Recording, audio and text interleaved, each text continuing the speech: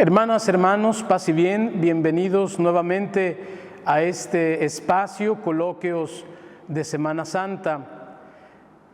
Curiosamente, nosotros como cristianos tenemos muy claro lo que celebramos el Viernes Santo, la muerte de nuestro Señor Jesucristo, su pasión, y el domingo celebramos con grande fiesta la resurrección del Hijo de Dios. Sin embargo, pareciera que el sábado queda como un día que no tiene nada que celebrar.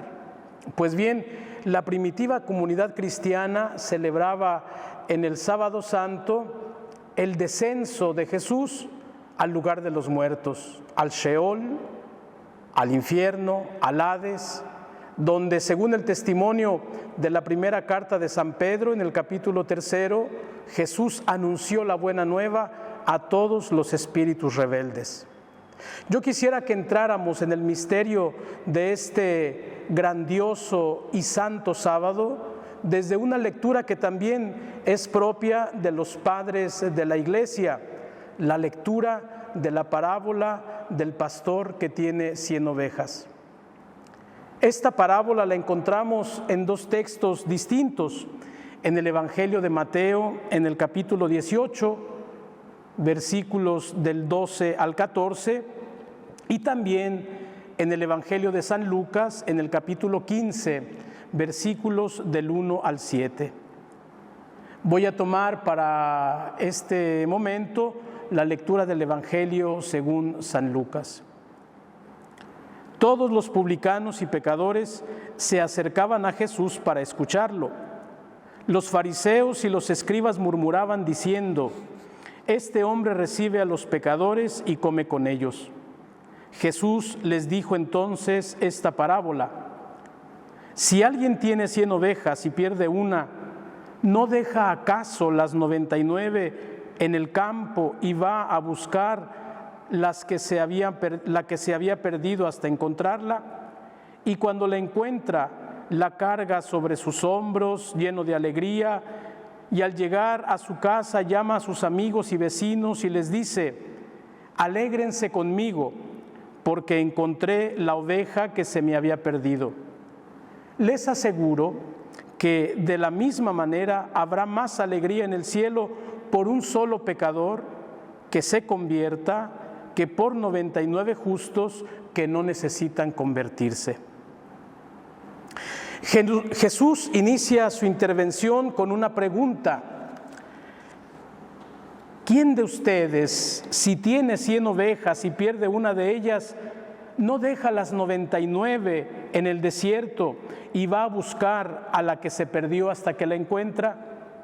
La pregunta va dirigida a un auditorio que conoce bien el ambiente pastoril. Todos saben que ningún pastor en su sano juicio dejaría 99 ovejas en el desierto a merced de los ladrones o de las bestias hambrientas para ir en busca de una que se perdió sin tener la certeza de encontrarla.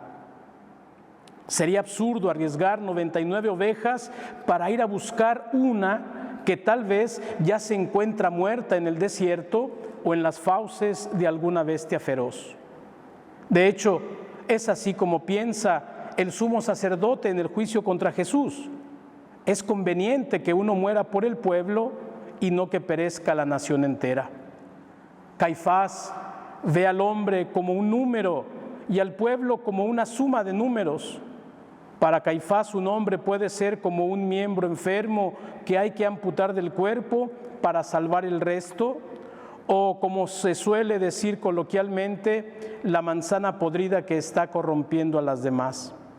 Es la visión de quienes piensan que hay casos perdidos, personas sin remedio, desahuciados condenados a la ruina, personas que sobran en una sociedad que sigue parámetros fundamentalistas en la religión, la economía o la política. Es, en palabras del Papa Francisco, la visión de una cultura del descarte. Sin embargo, la lógica del mundo, del cálculo, el descarte y la ganancia no es la lógica del Padre. La lógica del Padre es la que gira en torno al bien de cada hombre y de cada mujer, porque cada miembro del género humano es el objeto de todo su amor. En la lógica del Padre, cada oveja vale el rebaño entero. En su reino ninguno sobra, cada uno tiene un lugar único e irreemplazable en su corazón. Es voluntad del Padre que no se pierda ni uno solo de estos pequeños, dice Jesús en el Evangelio de Mateo, porque uno solo vale el universo entero. Para el Padre no existe la lógica calculista de los especuladores que pretenden arriesgar poco y conseguir muchas ganancias, sino la pasión del enamorado que sin pensar lo arriesga todo sin más retribución que la felicidad de la persona amada. Con la pregunta, Jesús manifiesta no solo el exceso de amor que Dios nutre por cada uno de sus hijos, sino también la entrañable compasión que siente hacia quien se ha perdido.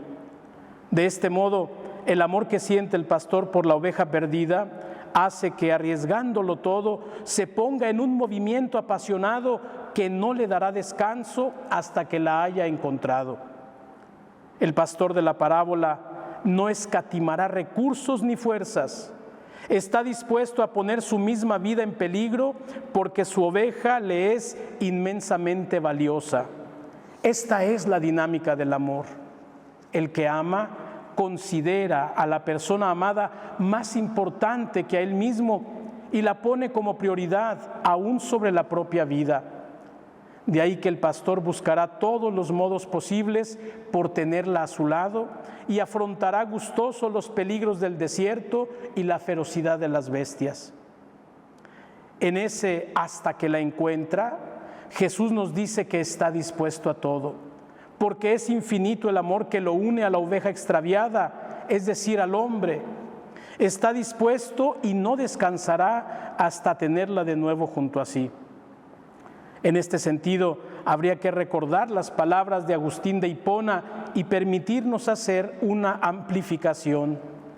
Dice San Agustín: nos hiciste, Señor, para ti, y nuestro corazón estará inquieto hasta que descanse en ti. Y nosotros podríamos afirmar también: nos hiciste, Señor, para ti, y tu corazón estará inquieto hasta que descansemos en ti. Porque, como dice Ernesto Cardenal, el corazón del Padre tampoco puede descansar hasta que la creación entera, como el Hijo pródigo, regrese a su seno, porque somos objeto de una infinita nostalgia del Padre y el Espíritu Santo es el suspiro de esa nostalgia. La parábola del pastor y la oveja perdida, como hemos dicho al inicio, aparece en dos versiones muy similares que difieren en pequeños detalles narrativos. Mateo nos la cuenta en el capítulo 18 de su Evangelio y Lucas, como hemos escuchado, lo pone en el capítulo 15. Mateo coloca el rebaño del pastor en un monte y Lucas lo pone en el desierto. Los dos evangelistas narran el inmenso gozo del pastor que encuentra la oveja y solo Lucas describe el gesto intensamente afectuoso del pastor que la toma lleno de contento y la pone sobre sus hombros. Con el tiempo, la parábola parece haberse fundido en el ideario colectivo y haber perdido las pequeñas sutilezas descriptivas, dando origen a una sola historia de amor.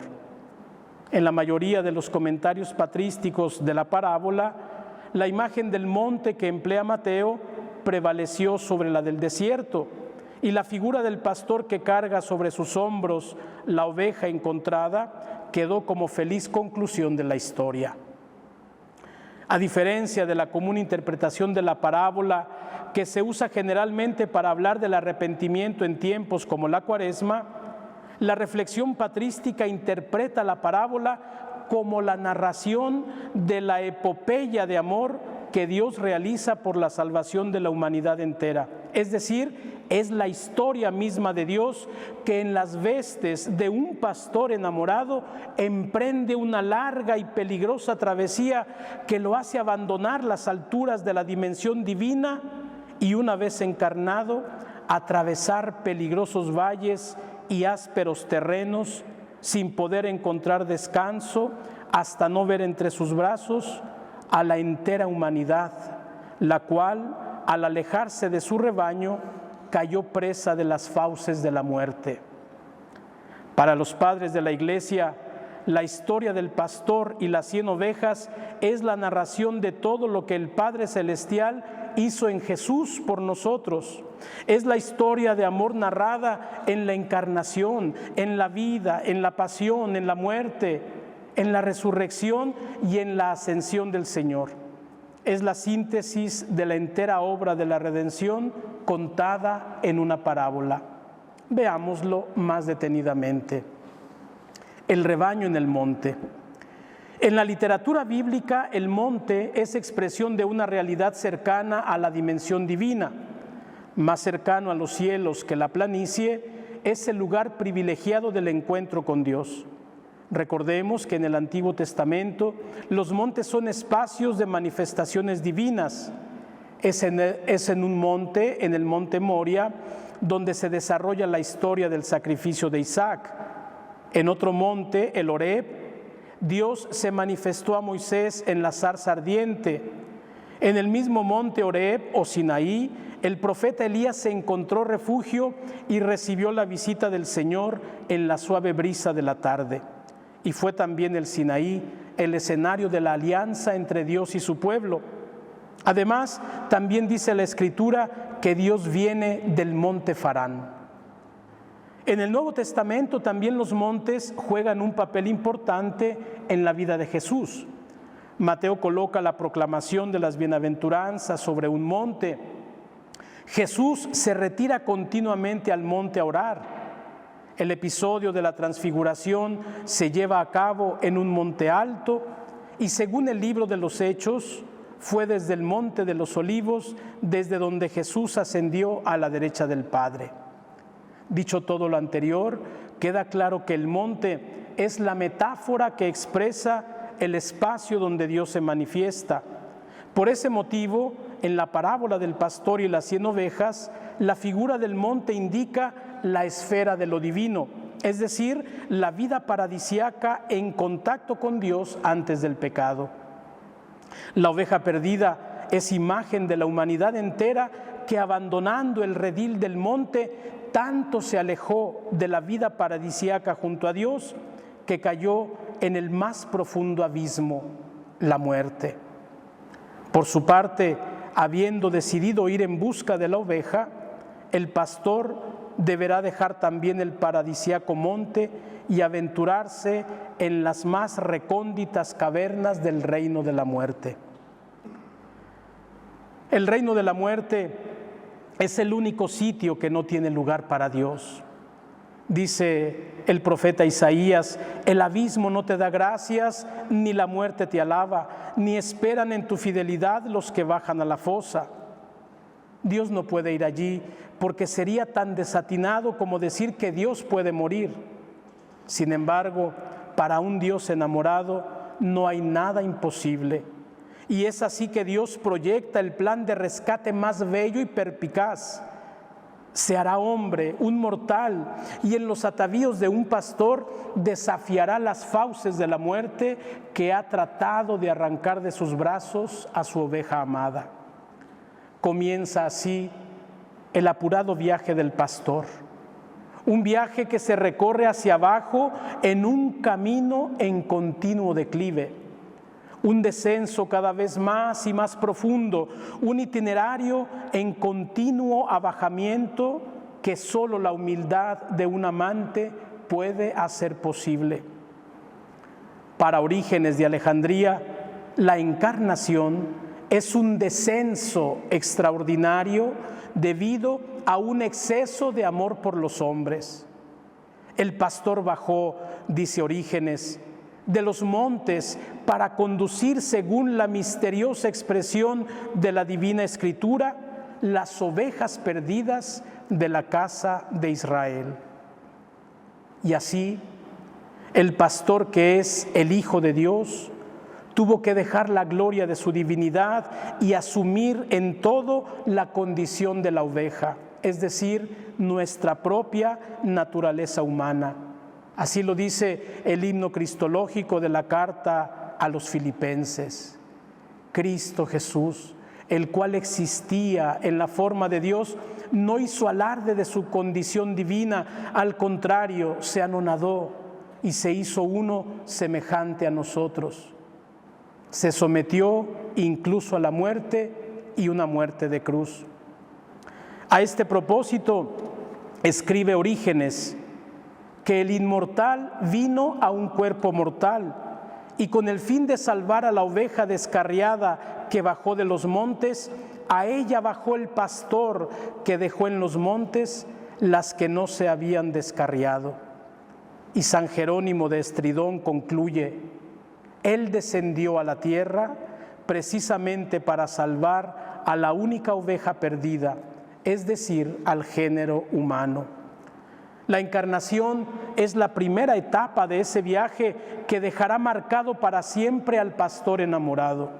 A partir de ese momento, en la persona del Verbo, se unirá para siempre, como en un matrimonio eternamente indisoluble, la trascendente naturaleza divina y la humilde naturaleza humana.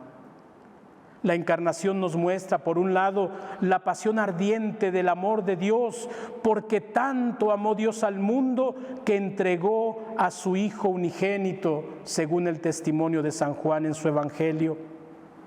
Y por otro lado, nos muestra también la belleza de la humildad divina.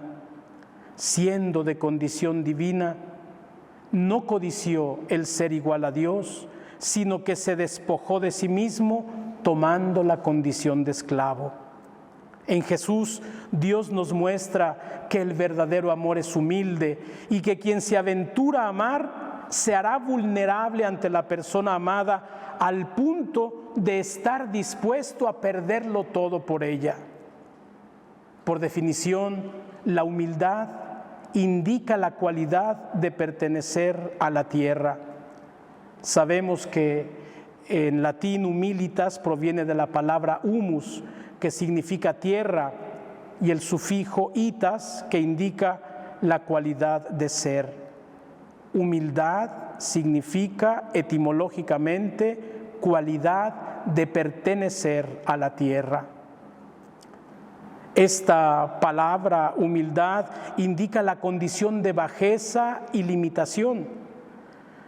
En su misterio trascendental, Dios no puede pertenecer a esa condición baja y limitada que, sin embargo, Él ha querido asumir en su Hijo amado, y el único motivo es el tanto amor que nos ha tenido.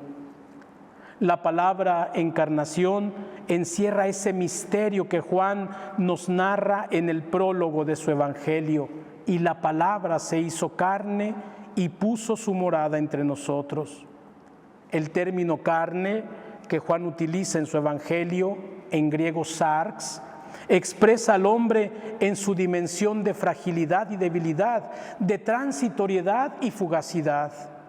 Esa dimensión que Dios no ha mirado con desprecio, sino que ha visto con los ojos de un amante apasionado. Este Dios enamorado de la humanidad ha celebrado en el vientre de María el matrimonio indisoluble entre la naturaleza divina y la naturaleza humana. Jesús de Nazaret, Dios encarnado, es la historia viviente que nos narra ese idilio amoroso entre Dios y el hombre. Por ello, para Juan, confesar la encarnación del Hijo de Dios es signo de la verdadera fe, según el testimonio en su primera carta, en el capítulo 4, versículo 2.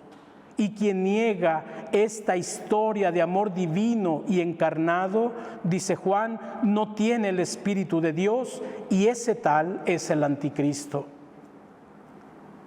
La encarnación es la primera etapa de este anonadamiento y de este camino en descenso del pastor, y ya en la humanidad se siente la fuerza sanadora de su amor. A partir de este momento, en Dios ya descansa nuestra naturaleza humana. Este Dios que asume en la encarnación nuestra humanidad es la figura que anticipa el final de la historia, pastor y oveja unidos indisolublemente en el apretón de un divino abrazo. Al respecto, San Gregorio de Nisa escribe: tomando consigo a la oveja, el pastor se hizo una cosa con ella. La oveja asumida en los hombros del pastor, es decir, en la divinidad del Señor, se vuelve una sola cosa con él porque la ha tomado entre sus brazos. Un Dios humilde, un Dios encarnado por amor, un Dios que desposa nuestra naturaleza humana en un matrimonio indisoluble. ¡Qué noticia más bella! Solo esta puede ser llamada evangelio, es decir, buena y alegre noticia. El camino en descenso del pastor lo lleva a morir. La encarnación del Hijo de Dios llega a su culmen en el misterio doloroso y a la vez glorioso de su pasión y muerte. Es allí, en la muerte de Jesús, donde se manifiesta la extrema realidad de la encarnación y la gloria resplandeciente del amor verdadero. En Jesús, Dios se humilla descendiendo a lo más profundo de nuestra naturaleza humana y asume la consecuencia extrema de ser hombre, la muerte.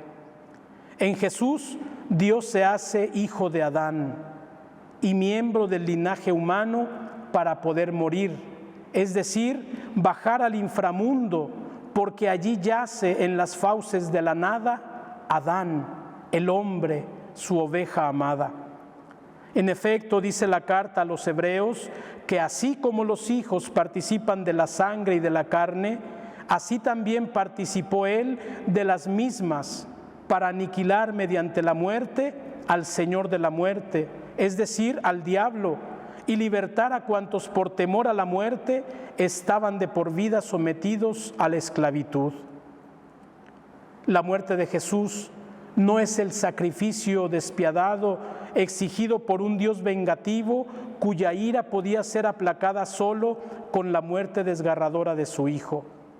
La muerte de Cristo no es el pararrayos de la ira divina, no es la venganza sangrienta que tuvo que sufrir para evitar que la ira divina cayera sobre nosotros. La muerte de Jesús es el cenit del día más resplandeciente en el que brilla con una luz radiante la belleza del amor. La muerte de Jesús es la consecuencia de su fidelidad al proyecto del Padre y de su amor por la humanidad. Jesús muere porque ama hasta el extremo, es decir, hasta las últimas consecuencias al Padre y al hombre. Y la consecuencia extrema del amor es dar la vida. Nadie tiene mayor amor que el que da la vida por sus amigos.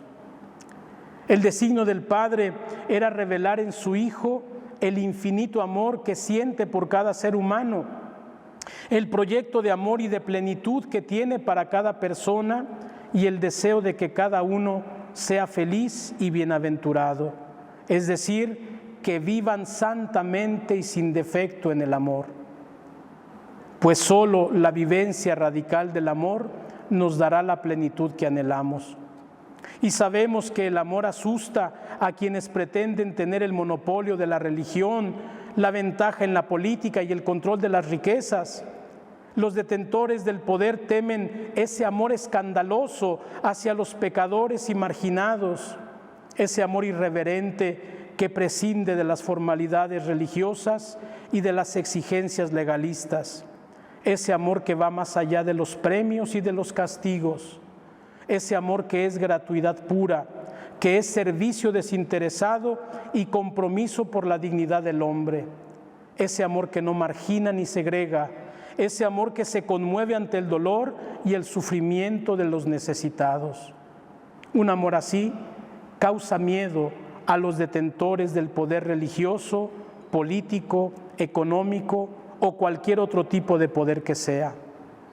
Sin embargo, Jesús no se deja amedrentar por las amenazas de los poderosos, Herodes, Pilato, Caifás, los sacerdotes, los fariseos, los escribas, los saduceos, por este grupo de personas que pretenden acallar la fuerza transformadora de su evangelio con la fuerza bestial de la violencia. La muerte de Jesús es tramada por los detentores del poder mundano que sienten amenazados sus intereses religiosos y políticos ante el anuncio de la buena nueva de la salvación. Jesús será acusado ante los hombres religiosos de blasfemia por haber acercado el Dios lejano y haberlo llamado papá, por haber predicado contra los lujos y banalidades del templo y de una religión exuberante y superflua, vacía de misericordia y de conocimiento de Dios, por haber desobedecido las leyes religiosas, por no guardar el sábado y por no atenerse a las normas de pureza. Será acusado ante los hombres políticos de ser rey y pretender un reino nuevo, de oponerse a los tributos e impuestos y de sublevar el orden establecido.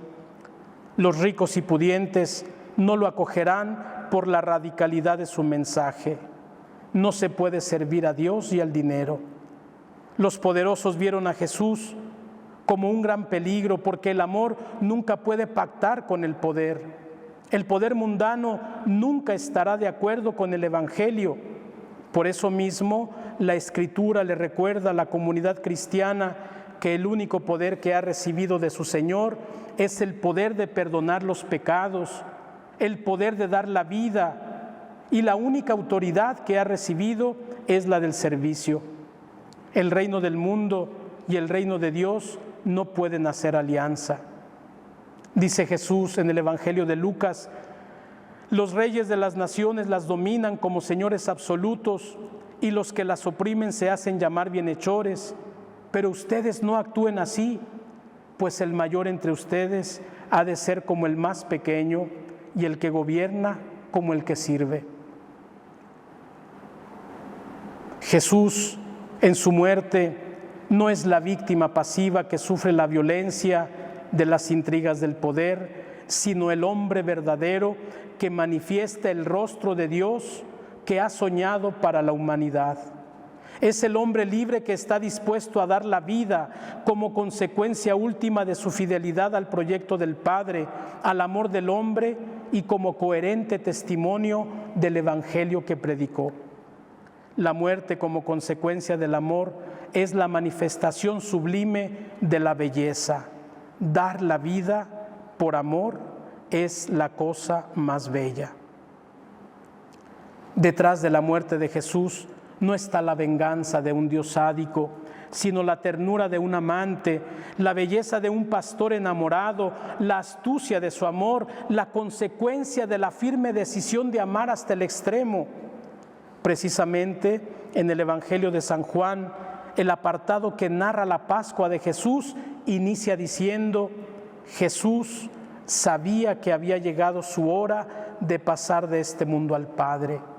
Él, que había amado a los suyos que estaban en el mundo, los amó hasta el extremo, es decir, hasta el final, hasta la consumación, hasta pagar la última consecuencia de su amor. La muerte en la parábola del pastor es la etapa más dolorosa de su viaje en descenso. Es la etapa más terrible por la que el pastor debe pasar para rescatar a la oveja perdida. Apasionado por el hombre y lleno de amor por el Padre, se rebajó a sí mismo, haciéndose obediente hasta la muerte y una muerte de cruz. Se humilló, se rebajó, se anonadó. Solo el amor puede hacer de un gesto humillante una manifestación de ternura, y solo el amor puede transformar en belleza el acontecimiento más vil y despiadado. En la última cena, según el relato de San Juan, mientras cenaba Jesús, que había amado a los suyos hasta el extremo, se levantó de la mesa, se quitó sus vestidos y tomando una toalla se la ciñó. Luego echó agua en una palangana y se puso a lavar los pies de los discípulos y a secárselos con una toalla con que estaba ceñido. La acción de lavar los pies era un trabajo repugnante que se reservaba a las personas consideradas inferiores. El esclavo no hebreo hacía hacia sus patrones, la mujer hacia el marido y el hijo hacia su padre o hacia su maestro. Lavando los pies de sus discípulos, Jesús no solo manifiesta la novedad de un Dios servidor del hombre, sino también el poder del amor que transforma un acto denigrante en una manifestación de ternura. Así lo intuyó en el acto amoroso y delicado de la prostituta que con sus lágrimas lavó sus pies y los secó con sus cabellos. En esa mujer que manifestó mucho amor, Jesús descubrió cómo el amor tiene el poder de transformar todo lo que toca en una belleza siempre nueva. Del mismo modo, su muerte ignominiosa en la cruz, asumida por amor y transformada por su toque divino, se convierte en la epopeya de amor de un pastor hermoso que va en busca de su ovejita amada, desafiando el dolor y la muerte. En la primera carta de Pedro, en el capítulo 3, en los versículos del 19 al 20, y en el credo de los apóstoles, está una antigua convicción de la comunidad cristiana.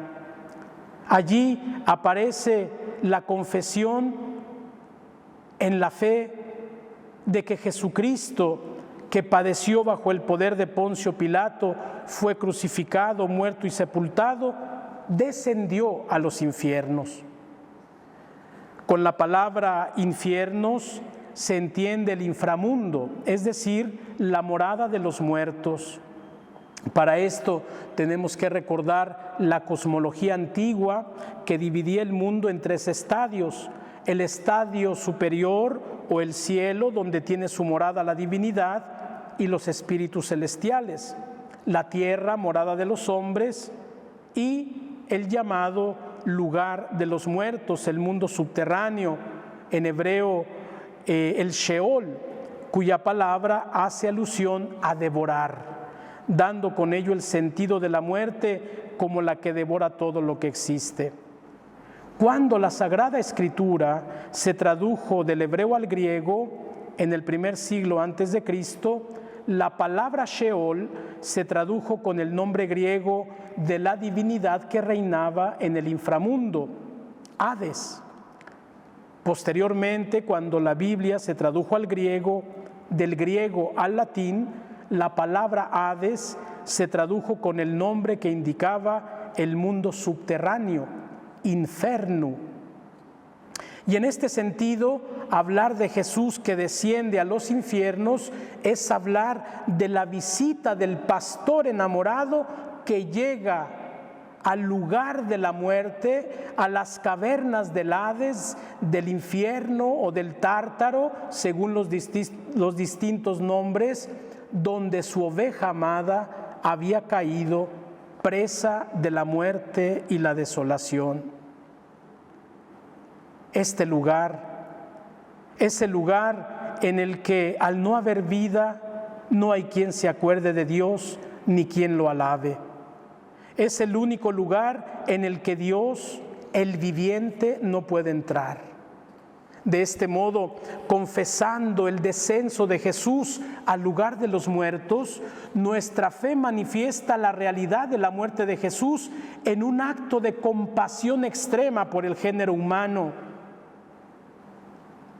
En la mentalidad bíblica, el inframundo es un lugar oscuro del que el hombre, una vez que entra, no puede salir nunca.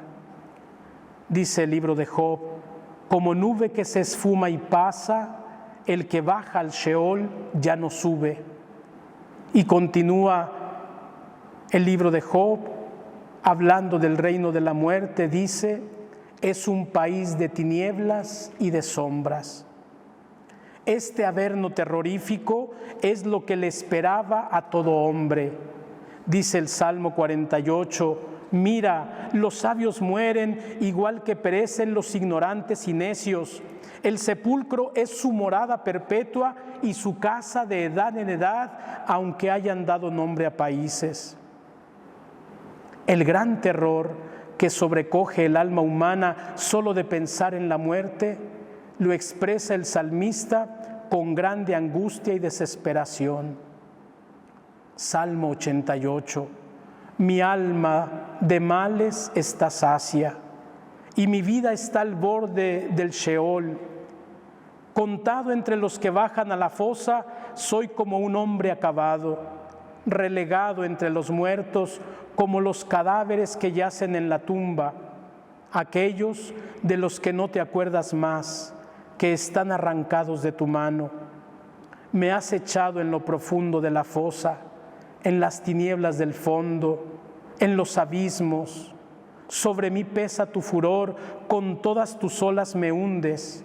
Has alejado de mí a mis conocidos, me has hecho para ellos un horror. Cerrado estoy y sin salida. Sin embargo, el pastor enamorado no podía permitir que el Hades devorase a su amada oveja. Y así, empujado por la fuerza ardiente de su amor, descendió a las profundidades de la tierra para buscar a la oveja perdida, dice San Irineo en su tratado Adversus Hereses en el capítulo 3. Si en el Salmo 88 el autor sagrado expresa su terror ante la muerte, en el Salmo 16 el salmista profesa su amor por Dios y la fe en este pastor que no lo podrá abandonar jamás. Pues no abandonarás mi alma en el Sheol, ni dejarás a tu amado ver la fosa. Me enseñarás el sendero de la vida, me saciarás de gozo en tu presencia y de alegría perpetua junto a ti. Salmo 16, versículo 10 y 11. Es como si el salmista se dirigiera a Dios para recordar esa historia de amor que juntos han protagonizado. Señor, tú y yo nos hemos amado. No puedes dejar a tu enamorado abandonado en el reino de la muerte.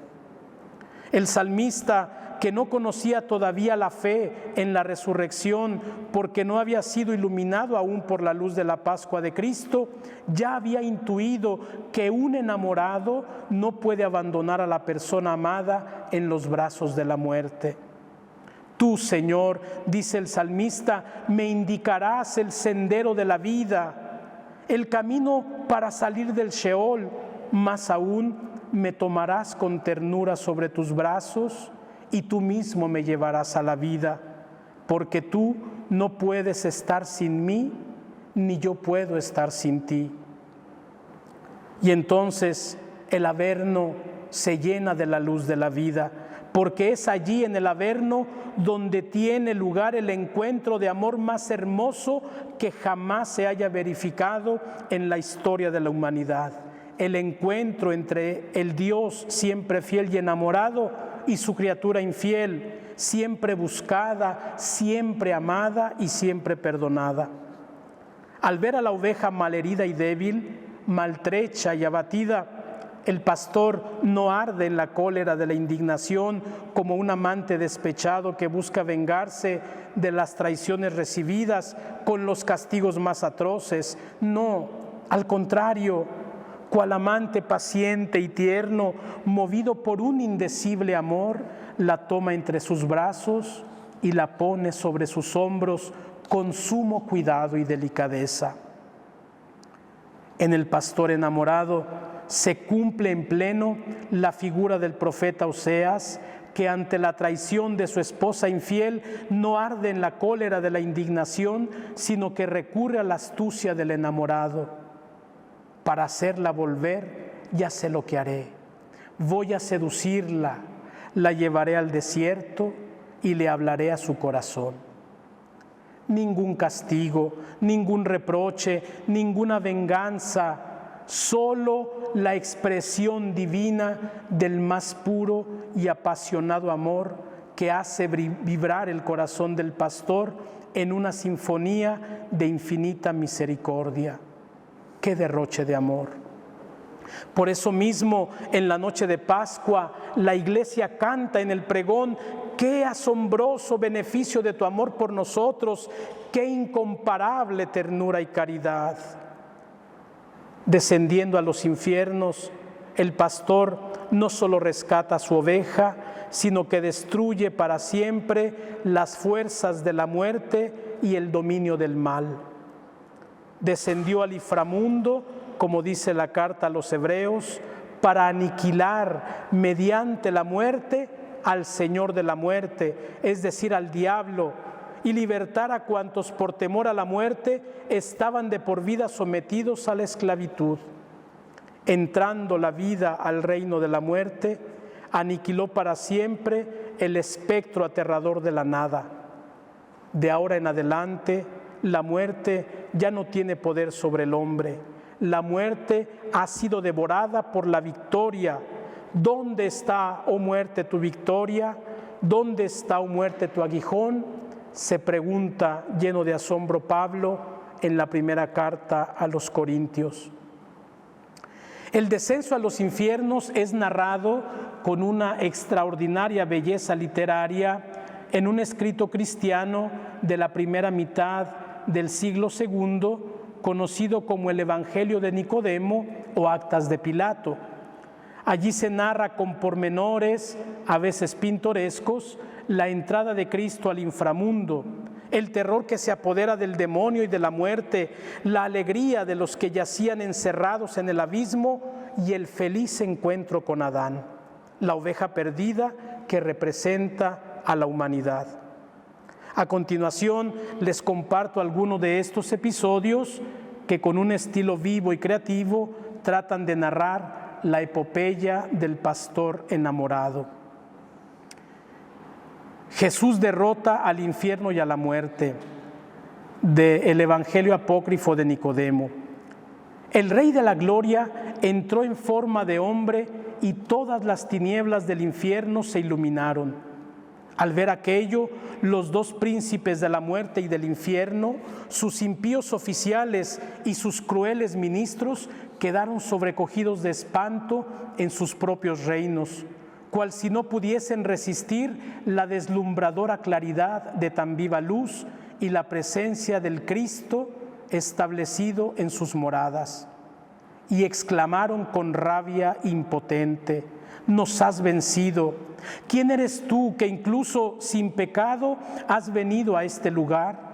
¿Quién eres tú tan pequeño y tan grande, tan humilde y tan elevado, soldado y general, combatiente admirable bajo la forma de un esclavo, Rey de la gloria muerto en una cruz y vivo, puesto que desde tu sepulcro has descendido hasta nosotros? ¿Quién eres tú, en cuya muerte ha temblado toda criatura y han sido conmovidos todos los astros, y que ahora permaneces libre entre los muertos y turbas a nuestras legiones? ¿Quién eres tú, que redimes a los cautivos y que inundas de luz brillante a los que están ciegos por las tinieblas de sus pecados? ¿Acaso eres ese Jesús de quien Satanás, nuestro príncipe, decía que por su suplicio en la cruz recibiría un poder sin límites sobre el mundo entero? Entonces el Rey de la Gloria, tomando por la cabeza a Satanás, lo entregó a los ángeles y dijo: amarren con cadenas de fierro sus manos, sus pies, el cuello y la boca. Luego se lo dio al infierno y le dijo: tómalo y custódialo bien hasta mi segunda venida. Después, el mismo Evangelio apócrifo de Nicodemo nos narra el encuentro de Jesús con Adán.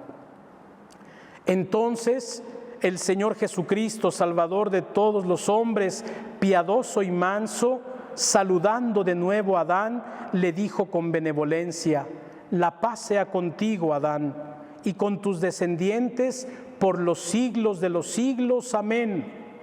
El padre Adán, arrojándose a los pies del Señor y luego poniéndose de pie, le besó las manos y derramando abundantes lágrimas, dijo a todos: «He aquí las manos que me plasmaron». Luego, dirigiéndose al Señor, le dijo: «Has venido, Rey de la Gloria, a librar a los hombres y a recibirlos en tu reino eterno». Entonces todos los santos lo adoraron y exclamaron: «Bendito el que viene en el nombre del Señor. El Señor Dios nos ha mostrado su luz. Amén por todos los siglos. Aleluya por los siglos de los siglos. Alabanza, honor, poder y gloria, porque has descendido desde lo alto a visitarnos». Y continuando a cantar aleluya, complaciéndose todos juntos en aquella gloria, se cubrieron bajo las manos del Señor. En sintonía con estos textos, es muy bello el texto de una antigua homilía que narra el encuentro de Cristo y Adán en el inframundo. Es un texto que la liturgia de las horas nos presenta para la meditación durante el oficio de lecturas del Sábado Santo y que a continuación vamos a escuchar. Un gran silencio envuelve la tierra, un gran silencio y una gran soledad. Un gran silencio porque el Rey duerme. La tierra está temerosa y sobrecogida porque Dios se ha dormido en la carne y ha despertado a los que dormían desde antiguo. Va a buscar a nuestro primer padre como si éste fuera la oveja perdida. Quiere visitar a los que viven en tinieblas y en sombras de muerte. Él, que es al mismo tiempo Dios e Hijo de Dios, va a librar de sus prisiones y de sus dolores a Adán y a Eva. Yo soy tu Dios, que por ti y por todos los que han de nacer de ti me he hecho hijo tuyo. A ti te mando, despierta tú que duermes, pues no te creé para que permanezcas cautivo en el abismo. Levántate de entre los muertos, pues yo soy la vida de los muertos. Levántate, obra de mis manos, levántate, imagen mía, tú que has sido creado a imagen mía, levántate, salgamos de aquí, porque tú en mí y yo en ti somos una sola cosa. Levántate, vayámonos de aquí. El enemigo te hizo salir del paraíso, yo en cambio te coloco no ya en el paraíso, sino en el trono celestial. Te prohibí comer del simbólico árbol de la vida, mas he aquí que yo, que soy la vida, estoy unido a ti. Puse a los ángeles a tu servicio para que te guardaran, ahora hago que te adoren en calidad de Dios. Tienes preparado un trono de querubines, están dispuestos los mensajeros, construido el tálamo, preparado el banquete, adornados los eternos tabernáculos y mansiones, a tu disposición el tesoro de todos los bienes y preparado desde toda la eternidad el reino de los cielos. En este sentido, San Juan Crisóstomo, en la segunda homilía en defensa de Eutropio, recuerda de modo conmovedor el descenso de Jesús, el Dios enamorado y encarnado, a lo más profundo de la tierra, movido solamente por el loco amor que siente por su amada. Dice San Juan Crisóstomo: Cristo se enamoró de una prostituta. ¿Y qué hace? No pudiendo ascender ella a lo alto, Él descendió a lo bajo. Al entrar en su casa, la ve borracha. ¿Cómo entró?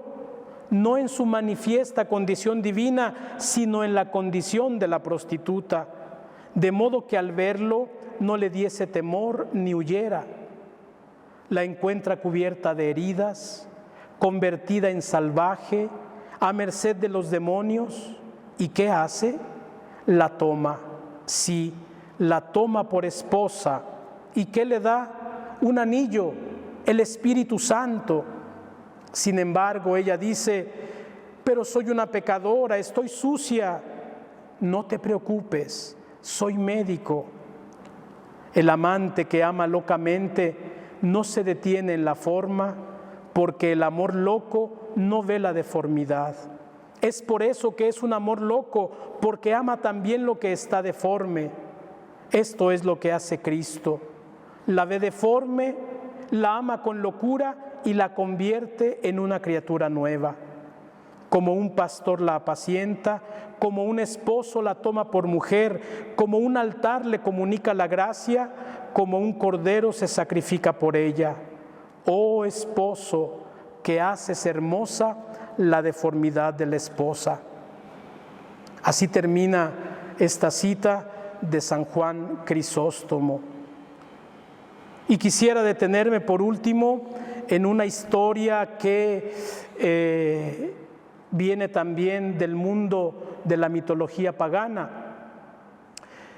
En su obra Las Metamorfosis, el gran escritor de la antigüedad clásica, Ovidio, cuenta la historia de dos enamorados, un semidios de nombre Orfeo y su amada Eurídice.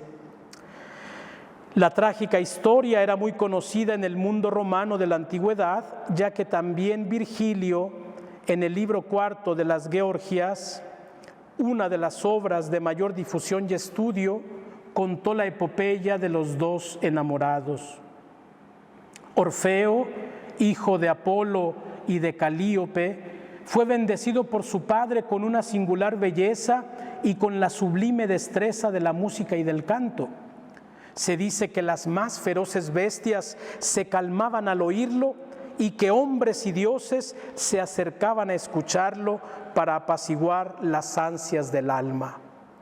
Su música y su canto hacían florecer la primavera y daban al resplandor del sol un brillo particular, como si el universo entero vibrara sinfónicamente con su canto. Pero un día todo cambió. Eurídice, que paseaba por el bosque, fue mordida por una serpiente y murió.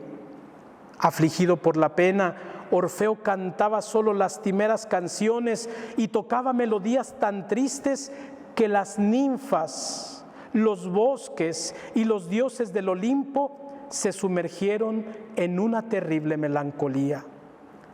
Cansados de tanto llorar, persuadieron a Orfeo de que descendiera al inframundo en busca de su amada. Cambiando su tristeza en valentía y armado con el deseo de ver a su amada, caminó hacia las profundidades de la tierra en busca de la entrada al inframundo. De camino, Orfeo tuvo que afrontar toda clase de peligros. Empleando las dulces notas de su lira, hizo dormir a Cerbero, el terrible guardián del inframundo, un feroz perro gigante de 3 cabezas.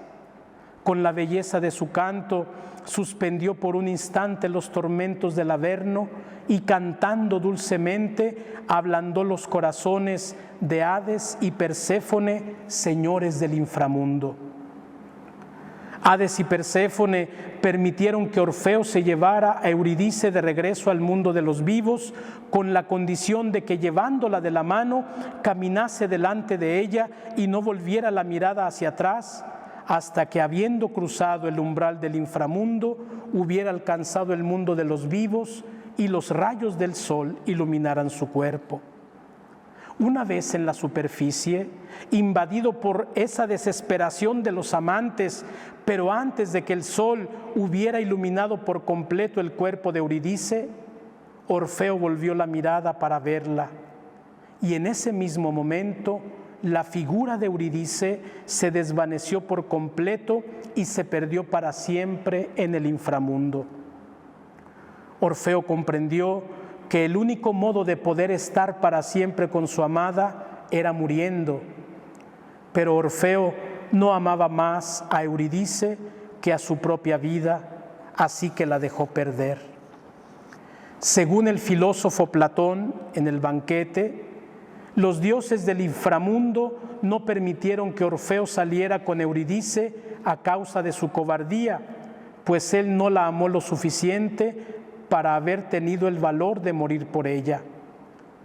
Como podemos imaginar, los cristianos de las primeras generaciones que escuchaban los comentarios de San Ambrosio, San Irineo, de Orígenes sobre la parábola del pastor y las 100 ovejas, inmediatamente recordaban que Orfeo, como Cristo, había descendido a los infiernos, solo que con un desenlace distinto, pues lo que no tuvo el valor de hacer Orfeo por Eurídice, lo hizo Cristo, el pastor bello, por su amor a su oveja perdida, la humanidad.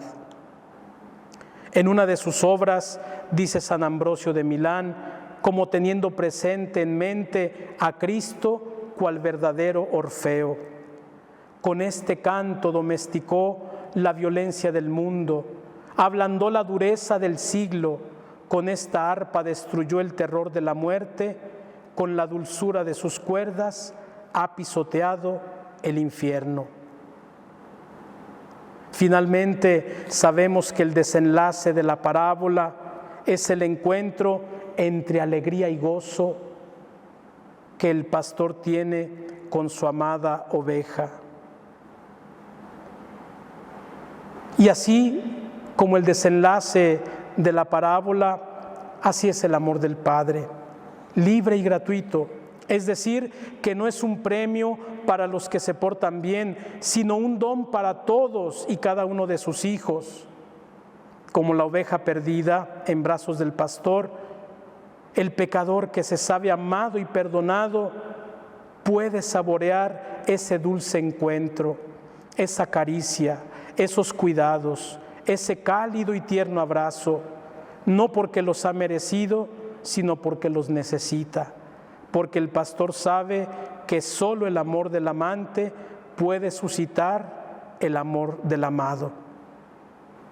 Finalmente, allí cuando San Lucas habla de ese regreso del pastor con su oveja, la comunidad cristiana ha visto desde siempre ese regreso de Cristo glorioso y triunfante de la muerte que asocia a su victoria de amor a la oveja amada.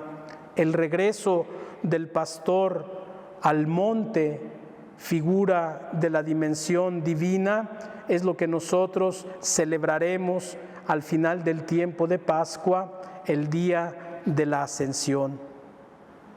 Con la resurrección de Cristo de entre los muertos, también nosotros emprendemos un viaje en ascenso al Padre.